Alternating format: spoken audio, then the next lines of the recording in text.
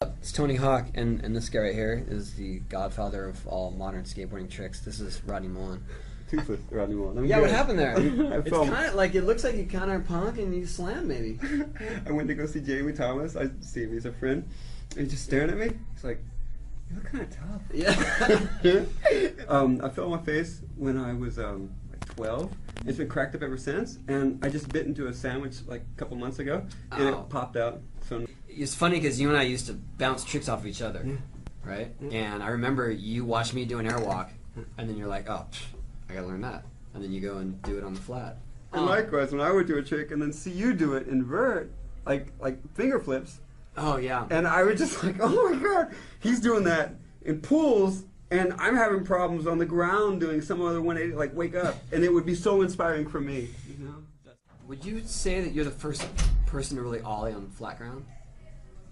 I mean, I'm from Florida. Gelfin came and I watched him do it on vert. It was, you know, like a thrust, right? Yeah, move. yeah. It wasn't about the tail. Yeah, but there's an old freestyle trick, just a transfer, and when you need to get to your nose to do stuff like truck stands, you just click your tail and jump to your nose, so it would go like that. Right. So it's just a quick hop, and it was all just after seeing him. I thought, you know, I'll just do that and jump.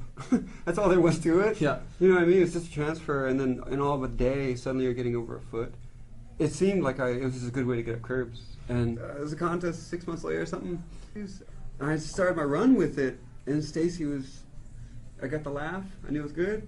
And he sent me to Thrasher right away up north, and they shot a picture of it, and they put it on the cover. And I mean, you started grabbing it not long after that, right? yeah, because I wanted to be like you. I just didn't have guts to skate pools. It's funny because I remember when you were doing like kickflips, people couldn't figure out how you flip the board, and then they called it the magic flip because they didn't know. But I do remember when you started doing 360 flips, people thought that was just a novelty. Am I wrong? Yeah, and that's how I felt. Like, people didn't barely notice the flip, right? Because it was more of a shove it. Right. And so I was like, all right, so I'll start double 360 flip, see if they get then. And, you know, it was like that. Because, and people didn't notice really the 360 flip, so let's double it and see if they notice. But that was one that kind of went, and it was like, I put that one back. You know? Right. Because people didn't seem to like it too much. But then when Jason came out and started doing it with such flair and style, you know what I mean? Just so perfect. Yeah, that's what brought it around for sure. I think so. But speaking of going out and skating, I know you skate till like, what, 3, 4 a.m.? Yeah, so I get home usually between 3 and 3:30. Yeah. Alone. Yeah. And you've been skating alone for years like that, right? In the middle of the night. I mean, there are people that are like, there's Rodney sightings. I saw Rodney skating this gas station at 2:30 a.m. As if it's some rare thing. Or like, you saw Rodney in his element. There it is. Yeah. I just tinker around like that through the night, and that's like the joy for me. So if anyone watched me, it would be so embarrassing, you know, for me. Yeah. And then that's part of that. But I do understand it because I feel like you always kind of skated alone anyway, even when you were growing up. Yeah. You were skating alone at your house. So I've known Rodney so long that I did get to see him skate, sort of transition in bowls. And I saw Rodney Mullen do a hand plant in a little bowl one time with full gear and wrist guards. Invert. I saw it. What would it take to get you to do that now? Oh man, it would be fun. They just built a mini ramp at the company. I want to go in the middle of the night. Can you imagine? Wow, that's gonna be a viewer request. You know? Yeah. How was it when you finally made a transition into street skating? Like you started riding a bigger board and doing stuff on obstacles. How was that for you? So embarrassing. Like, so embarrassing. I mean, first, the nature of freestyle, what I always did was you just look down. You're not going to bump into anything. You don't want to bump anything. Avoid the cracks, avoid the curves, certainly avoid the ledges. And it's like, okay, you're supposed to aim at this thing and jump on it and slide. And dude, all I could do was look down, and I kept running into stuff. Like, I was blind. Look, the blind guy can actually skate. That's amazing. You know what I mean? Because I would plow right into it. My timing was all off. And the thing is, people like, oh, wow, that's Rodney Mullen. He's really good. No, he's not. You know? Welcome to my street over here. Right. Exactly. Speaking of switch, I mean, you made it your mission to just completely switch your stance. And I remember right around that time, I asked if you could do like a quick trick tip for this video we're making, like something really that would be easy for you, but impossible, or a double kickflip or something, anything. And you said, I can't do anything in my normal stance, or it's like getting too close to the black hole. Because you had trained yourself so well to start skating goofy-footed Yeah. that you were like, if I do anything regular, it's all over. That's what you told me. And it was like this most serious, I just can't do it. There's no way. That's okay. The gist of it is this: you know, everyone's done your back foot bounces off, you do the splits, Right.